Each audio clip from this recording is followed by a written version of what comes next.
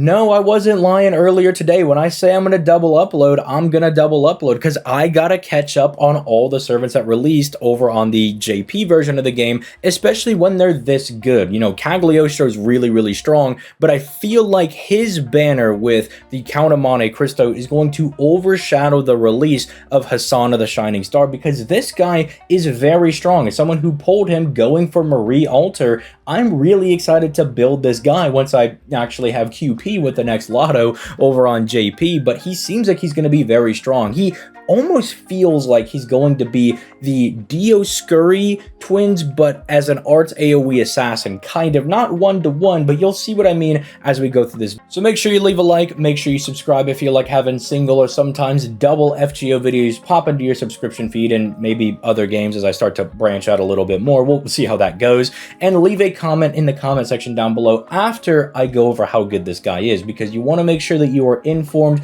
before you give one of your takes. So let's just start diving right into this one. So first and foremost, his NP gain, I know, looks a little bit low, but have you seen how dummy nutty broken these quick cards are? When was the last time we saw somebody with triple 6-hit quick cards? I think it was like, what, Okita or Jack? I always get them mixed up as to who has higher hits. I'm pretty sure it's Jack that has the 6 hits, but you know, it's been a long time since we've had somebody with 6, and by the way, I'm not saying she was the last one, but I'm saying like that's the first one that comes to mind when somebody has really insanely broken quick cards that can gen a lot of stars. Unfortunately, his NP gain's not quite as high as hers, so it's not like, you know, he's going to be doing the full refund on his quick cards or anything, but they'll still be really good at bombing a bunch of stars, and he can definitely take advantage of that with some of his skills being able to crit and whatnot. And also, don't worry, he does have a decently high hit NP, 6 hits over here, so if you're worried about his NP gain being a little bit low, you know, don't be. You know, he can kind of make up for it a little bit. And most servants in the modern era, if they're an AoE, they're just going to be able to loop. It's not really a question of can they loop or won't they be able to loop. It's okay, well, how well do they loop? And, you know, are they going to be good in X amount of nodes? Like, do they have power mods? Do they have batteries? You know, you're more looking for extra gimmicks that they can do while looping, because they're just not going to drop a servant that can't loop like they did, you know, during year one. We're kind of beyond that at this point. So he'll be able to loop just fine. From the gameplay I've seen, he seems pretty solid at that. But then moving over to some of his skills. The first skill I know can kind of look a little underwhelming because we just talked about Cagliostro earlier today, but it is a solid start to his kit. Plus, he can stack more quick and arts buffs over here, and 30% is not a bad start to them. Although, if they were going to do more of this hybrid style kit, I almost wish they maybe did a double quick, double arts, but I guess they want to kind of go with the Hassan thing where most of them do actually have the like triple quick cards, although King Hassan is the odd one out. That boy's got triple buster cards. That guy did, I don't know, maybe you're the first Hassan and that's why you're built different. You got triple buster cards instead. You gotta start whamming on people. But he does introduce what I believe is a new battlefield type, that being the Darkness battlefield, where if he is on this, he is going to be giving himself an additional 20% attack buff for 3 turns. And I thought I had this pulled up, but I guess not. I can just scroll down and grab this again. These are quite a few battlefields. It is the most recent one down here. Yeah, like look at this. Even in just, you know, free quest nodes, there's quite a lot of them. And they're kind of scattered throughout different singularities and lost belts and stuff along those lines. So this does look like it should be fairly usable, because it's not like nighttime. It doesn't look like, it's just maybe it's even dark or something along those lines. So this does look like it could be pretty nice moving forward, although we'll have to see in more recent events, you know, moving forward, how often this really starts to crop up. But it could be a very strong buff for him, and as you'll kind of see, he is an assassin. He could really benefit from the actual extra damage over here. As you can see, it props him up to 20k. I know my thing is not quite centered because this doesn't really work well for the ratios on YouTube, but bear with me. You can see that if he does get this, he gets to a pretty nice level, but they did at least give him a very strong power mod and man attribute. I know it's very boring to get man and earth attribute on like every single servant, but you also can't deny that it's very good. It might be boring, but it's strong. And then if you actually do get both of these in combination with one another, he starts to do some pretty decent damage. And so that might just be more on, well, how common is the darkness field going to be? I wish he had some way to maybe give it to himself, but maybe they're waiting for, like, say the say Summer Nobu thing, where I think she got a buff recently to give herself the Burning Battlefield, or that was Mao Nobu. It was one of them that's able to now give themselves Burning Battlefield. So seems like something they might just give to him on a future buff, but anyway, you guys kind of get what I'm saying. It could be really good in the future. Kind of need to see, you know, all right, are we going to get like man and darkness people on, you know, different free quest nodes? We'll have to see as time goes on. But as, you know, just a mechanic on paper, seems like a very common battlefield that could be really good moving forward. Now we kind of get into the Dioscuri kind of like effect that I really like on them, although they're not double specking into their quick and arts, which I guess is okay because they gave them a triple quick deck. So they have two different effects for their on attack buffs. The first one is on their second skill that gives them 10% crit damage for 3 turns whenever they use their quick cards.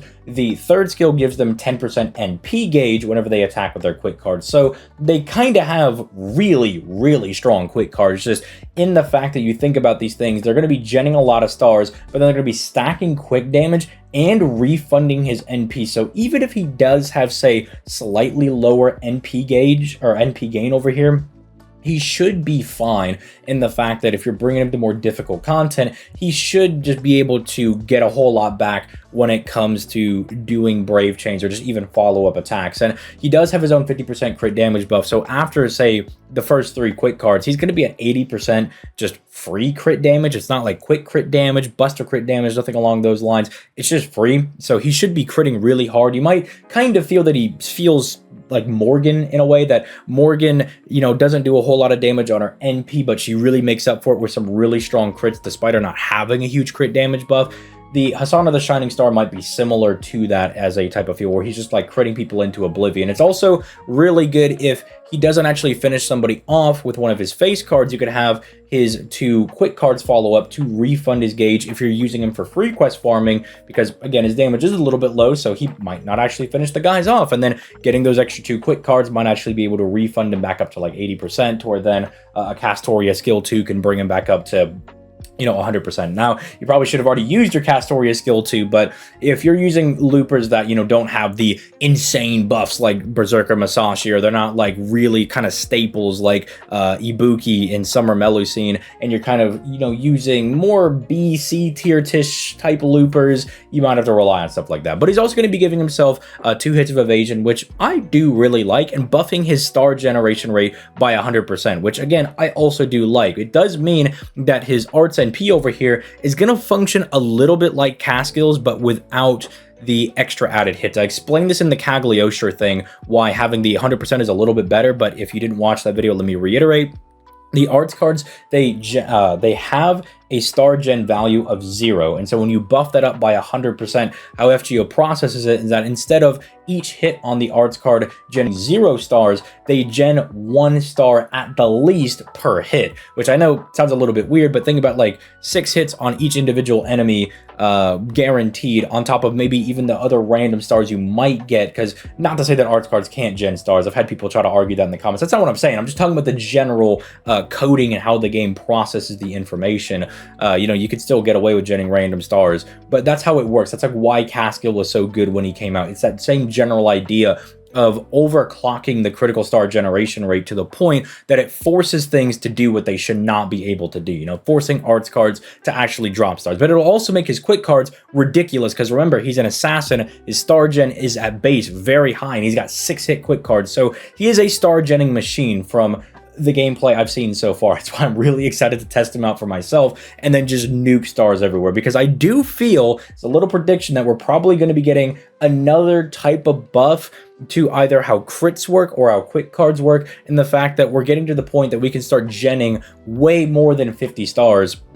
There's got to be something that we can do with them, right? Maybe if you have, you know, 60 stars, those other 10 start going to like overclock the crit damage. Maybe it doubles your crit damage or the effectiveness of that card. So like an arts card would just like get double the NP gain on the crits, or a buster crit would do double the crit damage, you know, something along those lines. We'll see what they do with stars, but I think with how much stars we can gen at this point, and there's not a whole point to having like 100 stars laying around, I'll see what they do with that in the future. I'll see if I'm right, but finally, there's the 50% crit damage that I mentioned. There's the on-attack buff. And then the 30% NP gain over here, which is nice. You know, that's kind of what allows him to get by as a farmer. I also think that the, you know, higher hit on the NP does let him slightly get away with it. But like I mentioned before, you might have to do a couple of little goofy things to get by with him as a looper.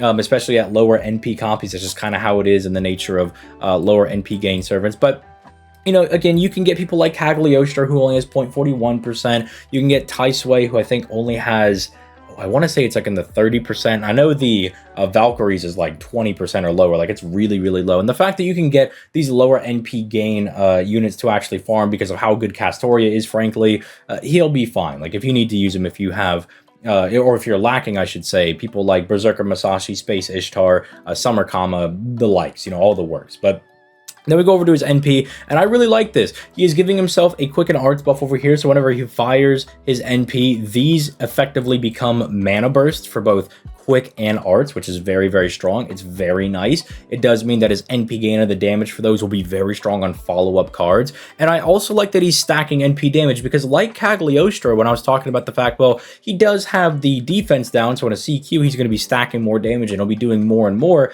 The same thing can be said of Hassan of the Shining Star. If you're looking at his NP1 damage and saying, well, man, well, his damage is a little bit low, just know that he's going to be getting stronger and stronger as the fight goes on. And again, I think Lisengel has identified that Oberon probably plays the nicest, ironically enough, with art servants because of how nice they can use stuff like Black Grail. You know, not every Buster servant can use Black Grail. You know, it takes people like Arcweed to be able to use it. And, you know, Quick is starting to finally be able to use Black Grail with some of the better and better Quick units that are starting to come out. But Arts has always been really dominant. You know, as soon as Castoria came out, you slap Black Grail on your art servant because she could get them to 100%.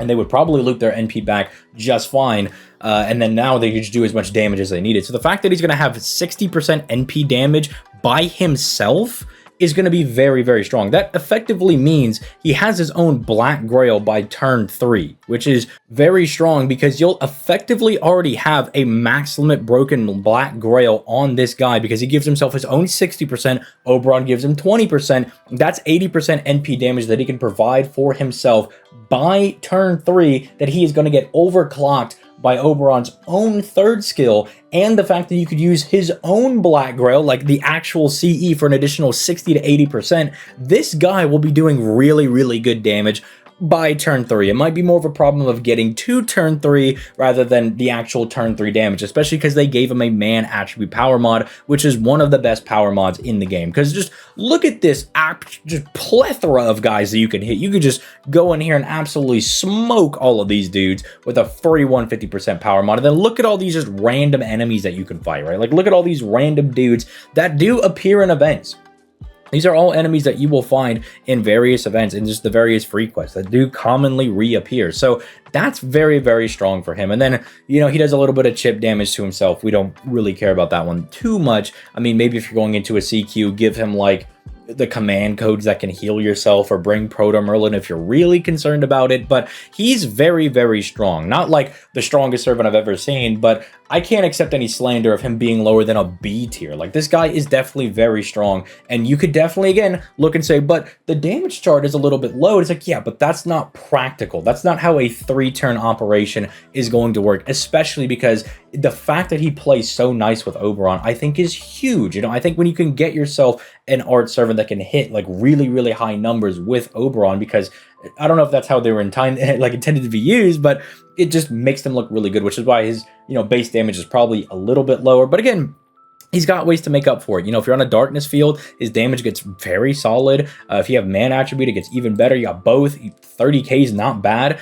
For reference, just for people to know how much 30k is, Gilgamesh over here, I believe, is at 32k after his buff. 31. Okay, he's at 31, not without the power mod, but Gilgamesh right now is like a very, I think, common servant that a lot of people have experience with, or have used at least a couple of times. That's really good. The fact that you can kind of get up to that level, I think, shows that he can still do some very solid damage. And I also wanted to show off his Bond CE, I think, is kind of nice as well, giving everybody effectively a different power mod, which you don't often see. Usually the power mod is going to increase things that you already do, so, you know, go figure, it gives everybody crit damage, but then it also gives you the human attribute power mod over here, which is really nice, which I thought was maybe going to be like man, because sometimes human and man do seem to like get conflicted with one another, but no, it doesn't seem to. It seems like it's actually human, because man would have some of these extra guys on here, like the Columbus egg. So you effectively introduce a new power mod in here. Could be kind of nice, you know, for like a CQ or